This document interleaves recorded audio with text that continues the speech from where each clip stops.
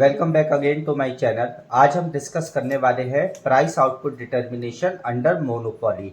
इससे पहले वीडियो में हम लोगों ने डिस्कस किया था कि मोनोपोली क्या होता है और कौन कौन से इम्पोर्टेंट फीचर्स हैं मोनोपोली के। आज हम डिस्कस करेंगे how prices and output are determined during monopoly when there is short run और लॉन्ग रन। अगर मोनोपोली की बात करें हम प्राइस आउटपुट डिटर्मिनेशन की, तो इकोनॉमिक्स में टाइम पीरियड को हम दो पार्ट में डिवाइड करते हैं, short run and long run. उसी तरीके से मोनोपोली को भी हम शॉर्ट रन में पढ़ेंगे और लॉन्ग रन में। मोनोपोली फर्म को शॉर्ट रन में तीन केसेस पॉसिबल है, या तो मोनोपोली फर्म को एबनॉर्मल प्रॉफिट हो सकता है, या नॉर्मल प्रॉफिट हो सकता है, या लॉस सफर कर सकती है मोनोपोली फर्म। और लॉन्ग रन में हमेशा मोनोपोली फर्म को एबनॉर्मल प्रॉफिट ही होता है। क्यों होता है? क्योंकि मोनोपोली मतलब single seller in the market, no close substitute are available in the market. Let's discuss price output determination under monopoly during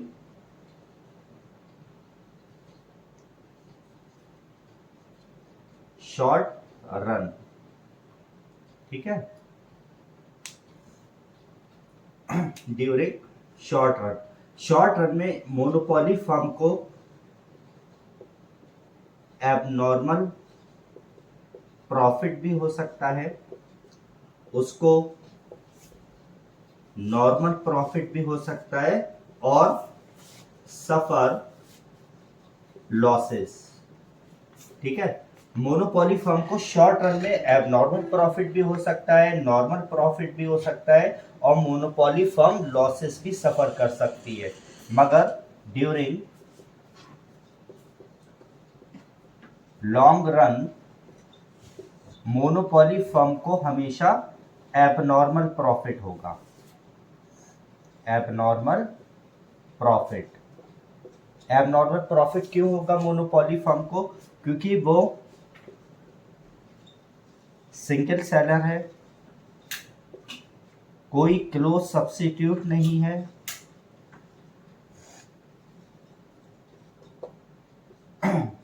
और एवरेज रेवेन्यू कर्व जो मोनोपोली फर्म का होता है वो डिमांड कर्व भी होता है। ठीक है, और जो मोनोपोली फर्म का डिमांड कर्व होता है वो इंडस्ट्री का भी डिमांड कर्व होता है। इंडस्ट्री का भी डिमांड कर्व होता है।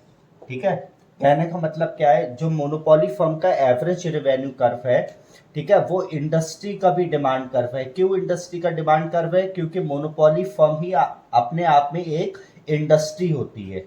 ठीक है,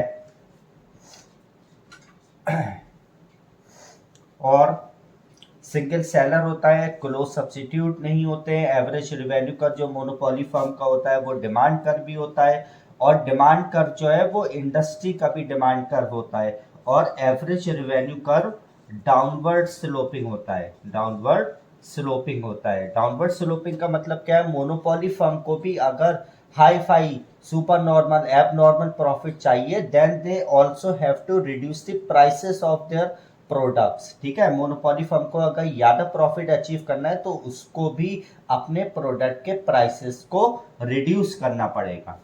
ठीक है, अब हम डिस्कस करेंगे price output determination under monopoly during short run. Short run में भी कौन सा केस हम पढ़ेंगे? जब मोनोपोली फर्म को एबनॉर्मल प्रॉफिट होगा।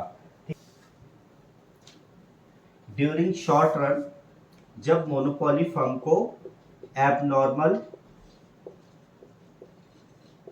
प्रॉफिट होगा। ठीक है, ये आपकी हो गई एक्स एक्सिस, ये point of origin, and this is Y axis. On X axis हम लेंगे क्वांटिटी, और वाई एक्सिस पे हम लेंगे प्राइस। ठीक है, और ये एवरेज रेवेन्यू कर्व हो गया मोनोपोली फर्म का, और एवरेज रेवेन्यू कर्व से नीचे रहेगा मार्जिनल रेवेन्यू कर्व। ठीक है, एवरेज रेवेन्यू और मार्जिनल रेवेन्यू में ये रिलेशनशिप होता है। अगर एवरेज वाली कोई भी चीज ऊपर जा रही है तो मार्जिनल वाला कर्व उससे पहले ऊपर पहुंच जाता है, और एवरेज वाली कोई भी चीज डाउन हो रही है तो मार्जिनल उससे पहले डाउन चला जाता है। तो ये हमेशा ध्यान रखिएगा, अगर ये एवरेज डाउन हो रही है तो मार्जिनल उससे पहले डाउन हो रहा है। मार्किंग में ये हमेशा ध्यान रखिएगा, कुछ लोग गलती कर देते हैं, इसको एमआर कर देते हैं और इसको एआर कर देते हैं। ये एआर होगा, अगर एआर डाउन हो रहा है तो मार्जिनल उससे पहले डाउन हो जाएगा। ठीक है, अगर मोनोपोली फर्म को एबनॉर्मल प्रॉफिट हो रहा है तो हमारी एवरेज कॉस्ट ऑफ प्रोडक्शन कम रहेगी। किससे कम रहेगी? एवरेज रेवेन्यू से। तो एवरेज कॉस्ट का कर्व एवरेज रेवेन्यू को नीचे से इंटरसेक्ट करेगा।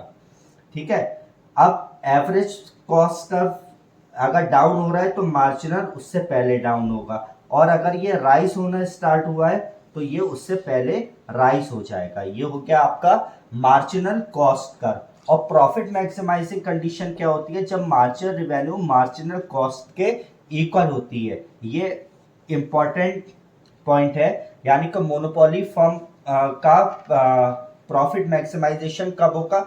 जब मार्जिनल रेवेन्यू मार्जिनल कॉस्ट के इक्वल होगी। अब ये देखिए, ये मार्जिनल रेवेन्यू कर्व है और ये मार्जिनल कॉस्ट कर्व है। मार्जिनल रेवेन्यू मार्जिनल कॉस्ट को यहां पर इंटरसेक्ट कर रहा है। ठीक है, तो इस पॉइंट से हम नीचे को ले जाएंगे, यहाँ पे Q लिख देंगे और इस लाइन को हम यहां तक ले जाएंगे, और ये लाइन ये जहां पर AC को टच करेगी और AR को टच करेगी, ये एरिया आपका प्रॉफिट का आ जाएगा। इस केस में क्या होगा? ये P होगा और ये P1 होगा, और ये E होगा और ये E1 होगा। इसका मतलब क्या हुआ? मोनोपोली फर्म को भी एबनॉर्मल प्रॉफिट तभी होगा जब वो प्राइस रिड्यूस करेगी, P से P1 रिड्यूस करेगी, उतना ही मोनोपोली फर्म को प्रॉफिट हो जाएगा। ठीक है, आई होप समझ में आ गया होगा आपको। सबसे पहले हमें क्या बनाना है? Average revenue curve. Average revenue curve से नीचे कौन सा कर्व रहेगा? Marginal revenue curve. ठीक है, और अगर हमें एबनॉर्मल प्रॉफिट हो रहा है तो average cost curve average revenue को नीचे से कट करेगा। ठीक है, जहां पे अगर एवरेज रेवेन्यू कर्व ये है, एवरेज कॉस्ट कर्व नीचे से कट करेगा, और फिर हमें बनाना होगा marginal cost curve. Marginal cost curve यहां से निकाल के लाएंगे।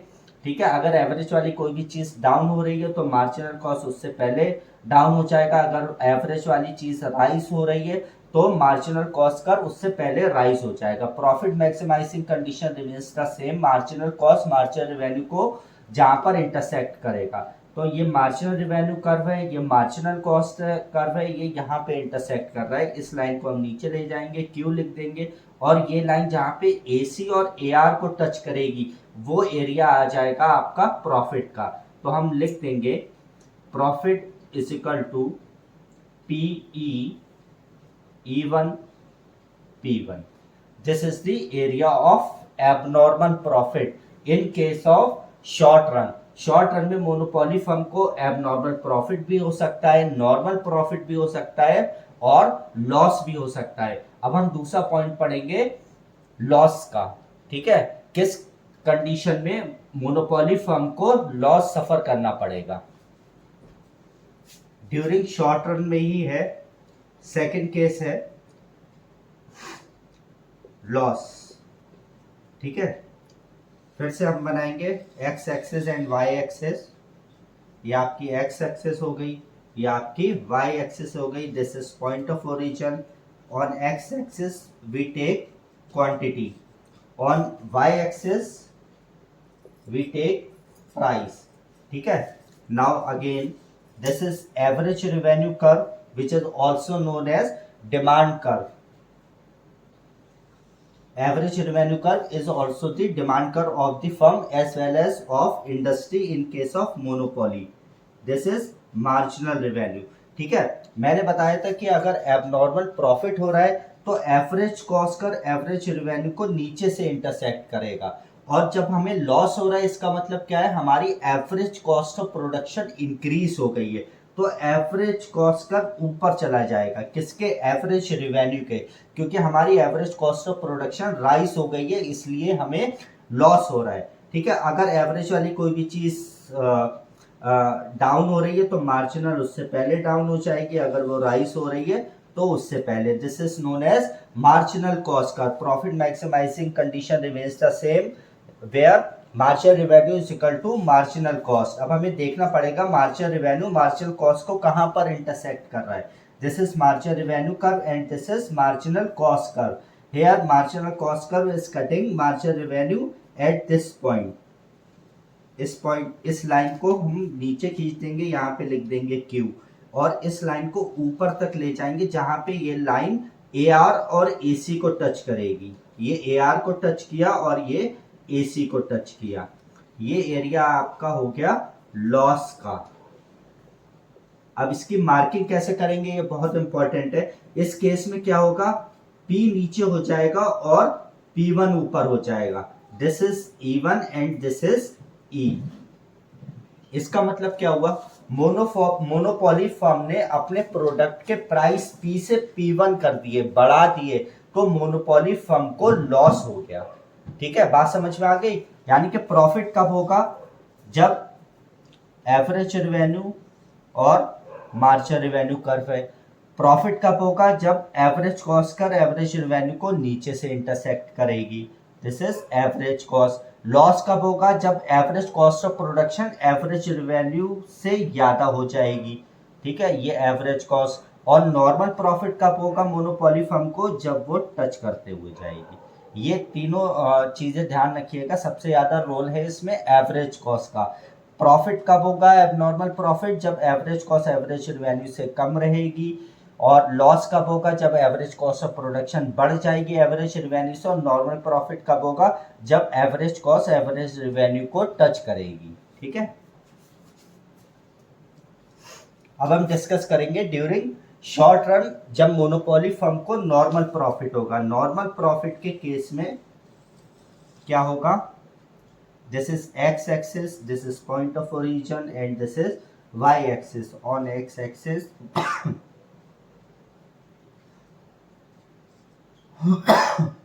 on x axis हम लेंगे क्वांटिटी डिमांडेड और y एक्सिस पे हम लेंगे प्राइस। ये हो गया आपका average revenue curve. Average revenue curve से नीचे रहेगा मार्जिनल रेवेन्यू कर्व। जब मोनोपोली फर्म को नॉर्मल प्रॉफिट होगा तो एवरेज कॉस्ट एवरेज रेवेन्यू को टच करते हुए जाएगी। This is average cost curve. ठीक है, अब एवरेज कॉस्ट कर्व बना दिया तो उससे नीचे रहेगा आपका marginal cost curve. This is marginal cost curve. अब profit maximising condition remains the same. Marginal revenue जहाँ पे मार्जिनल कॉस्ट को इंटरसेक्ट करेगी, तो मार्जिनल रेवेन्यू कर्व आपका ये हो गया, मार्जिनल कॉस्ट कर्व ये हो गया। ये आपको इंटरसेक्ट कर रहा है यहाँ पर। इस पॉइंट पे हम लिख देंगे Q, इसको ऊपर ले जाएंगे और ये एरिया आ जाएगा आपका। ठीक है, यानी कि इतने प्राइस पे इतनी क्वांटिटी एक मोनोपोली फर्म सेल करेगी in case of normal profit. I hope कि ये आपको कर समझ में आए होंगे। अब हम डिस्कस करते हैं ड्यूरिंग लॉन्ग रन।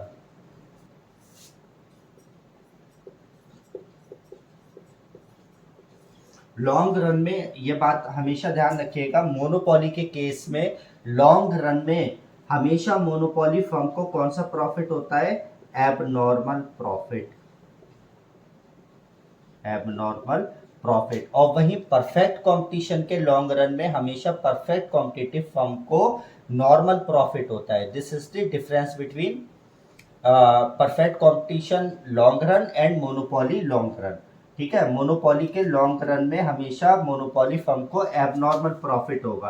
तो जो हमने शॉर्ट रन में एबनॉर्मल प्रॉफिट का कर्व बनाया था वो यहीं पर रिपीट करेंगे।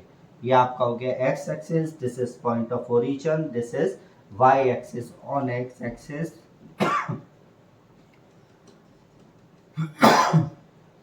x axis हम लेंगे क्वांटिटी डिमांडेड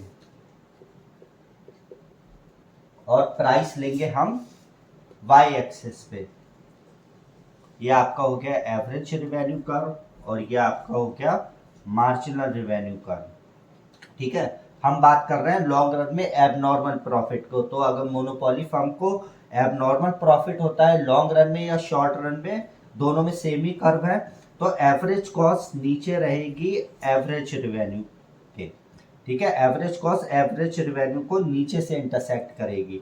और एवरेज वाली कोई भी चीज़ डाउन हो रही है तो मार्जिनल उससे पहले, अगर वो राइज हो रही है तो वो उससे पहले। Profit maximising condition again remains the same. Marginal revenue marginal cost को जहाँ पे इंटरसेक्ट कर रहा है, या ये है आपका मार्जिनल रेवेन्यू कर्व और ये है आपका मार्जिनल कॉस्ट का, ये इंटरसेक्ट कर रहा है इस पॉइंट पे।